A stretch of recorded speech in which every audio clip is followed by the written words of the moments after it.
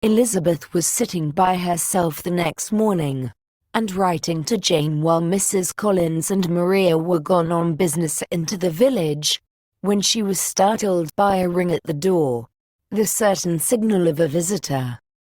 As she had heard no carriage, she thought it not unlikely to be Lady Catherine, and under that apprehension was putting away her half-finished letter that she might escape all impertinent questions, when the door opened, and, to her very great surprise, Mr. Darcy, and Mr. Darcy only, entered the room. He seemed astonished too on finding her alone, and apologized for his intrusion by letting her know that he had understood all the ladies were to be within. They then sat down, and when her inquiries after Ossings were made, seemed in danger of sinking into total silence. It was absolutely necessary, therefore, to think of something, and in this emergence recollecting when she had seen him last in Hertfordshire, and feeling curious to know what he would say on the subject of their hasty departure, she observed, "How very suddenly you all quitted Netherfield last November, Mr. Darcy. It must have been a most agreeable surprise to Mr. Bingley to see you all after him so soon, for, if I recollect right, he went but the day before. He and his sisters were well, I hope, when you left London?" "Perfectly so, I thank you." She found that she was to receive no other answer, and, after a short pause, added, "I think I have understood that Mr. Bingley has not much idea of ever returning to Netherfield again. I have never heard him say so, but it is probable that he may spend very little of his time there in the future.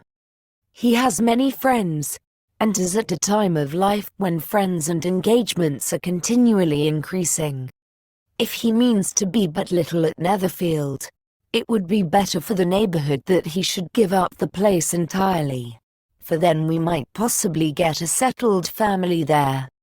But, perhaps, Mr. Bingley did not take the house so much for the convenience of the neighbourhood as for his own, and we must expect him to keep it or quit it on the same principle."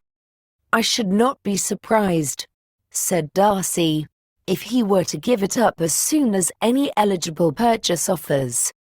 Elizabeth made no answer. She was afraid of talking longer of his friend, and, having nothing else to say, was now determined to leave the trouble of finding a subject to him.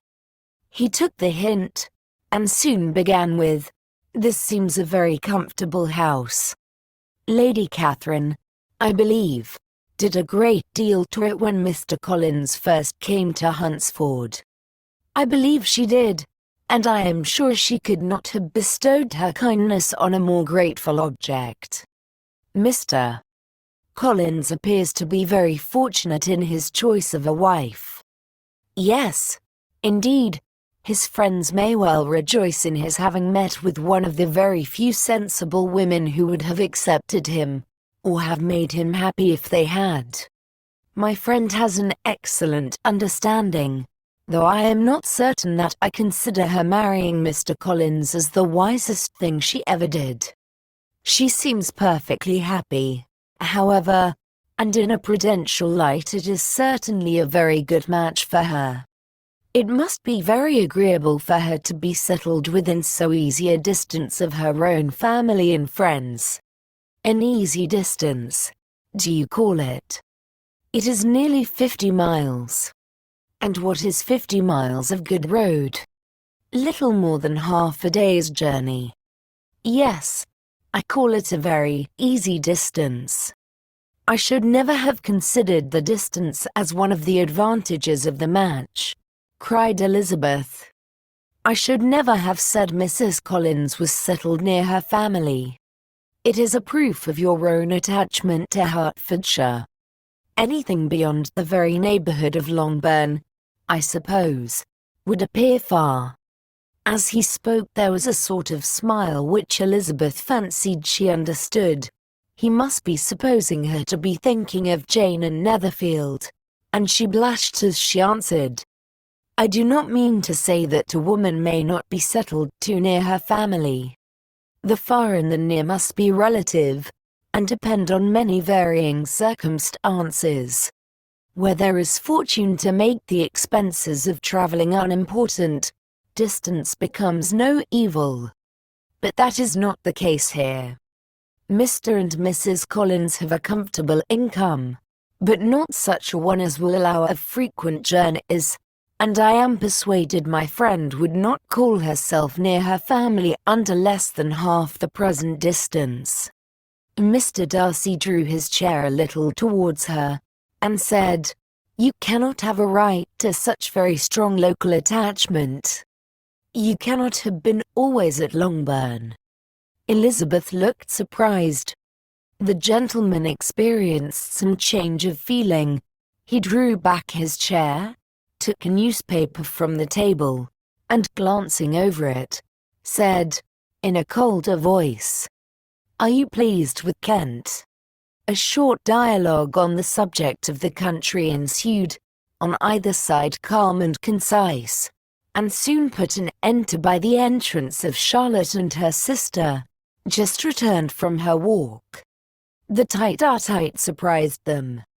Mr. Darcy related the mistake which had occasioned his intruding on Miss Bennet, and after sitting a few minutes longer without saying much to anybody, went away. "What can be the meaning of this?" said Charlotte, as soon as he was gone. "My dear Eliza, he must be in love with you, or he would never have called us in this familiar way." But when Elizabeth told of his silence, it did not seem very likely, even to Charlotte's wishes, to be the case, and after various conjectures, they could at last only suppose his visit to proceed from the difficulty of finding anything to do, which was the more probable from the time of year. All field sports were over. Within doors there was Lady Catherine, books, and a billiard table, but gentlemen cannot always be within doors, and in the nearness of the parsonage, or the pleasantness of the walk to it, or of the people who lived in it. The two cousins found a temptation from this period of walking thither almost every day. They called at various times of the morning, sometimes separately, sometimes together, and now and then accompanied by their aunt.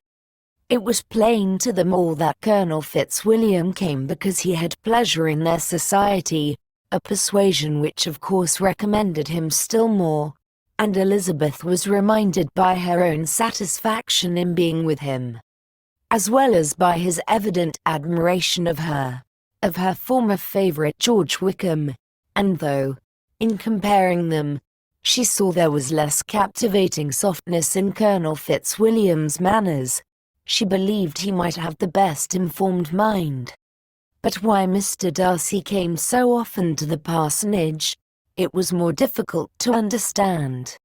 It could not be for society, as he frequently sat there 10 minutes together without opening his lips, and when he did speak, it seemed the effect of necessity rather than of choice, a sacrifice to propriety, not a pleasure to himself. He seldom appeared really animated. Mrs. Collins knew not what to make of him. Colonel Fitzwilliam's occasionally laughing at his stupidity proved that he was generally different, which her own knowledge of him could not have told her, and as she would like to have believed this changed the effect of love, and the object of that love her friend Eliza, she set herself seriously to work to find it out. She watched him whenever they were at Rosings, and whenever he came to Hunsford, but without much success. He certainly looked at her friend a great deal, but the expression of that look was disputable. It was an earnest, steadfast gaze, but she often doubted whether there were much admiration in it, and sometimes it seemed nothing but absence of mind. She had once or twice suggested to Elizabeth the possibility of his being partial to her, but Elizabeth always laughed at the idea, and Mrs. Collins did not think it right to press the subject. From the danger of raising expectations which might only end in disappointment, for in her opinion it admitted not of a doubt that all her friend's dislike would vanish, if she could suppose him to be in her power. In her kind schemes for Elizabeth, she sometimes planned her marrying Colonel Fitzwilliam. He was beyond comparison the most pleasant man. He certainly admired her, and his situation in life was most eligible. But, to counterbalance these advantages, Mr. Darcy had considerable patronage in the church, and his cousin could have none at all.